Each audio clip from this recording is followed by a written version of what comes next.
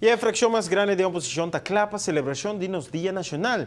De banda aí não está mais contento. Pero de outra banda, a fração de MEP tem mais problema com a ideia que o partido AVP a bem com aqui para celebrar nosso Dia Nacional.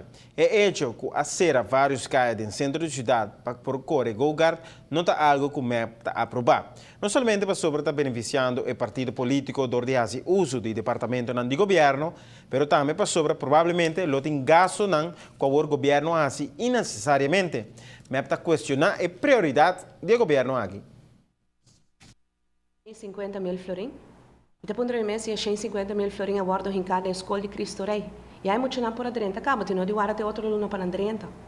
Ou no Colégio San Antônio, para pôr um par de tolda para muito por cima dentro fresco, em vez de estar dentro solo. Então, depois de mês, uma prioridade não está. Quanto caminho nós temos que quebrar, quando está atenção, para pôr um pouco de asfalto.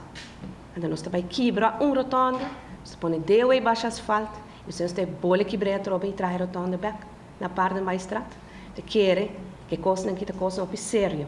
Nós a entregar pergunta no governo, riba e caso aqui, nós quer saber quanto placa tem envolvido, nós quer saber qual departamento no governo tem envolvido, nós quer saber quem está paga essa aqui, se no fim de contas o partido AVP está pagando de sua carro de partido, nós quer prova de aceitar.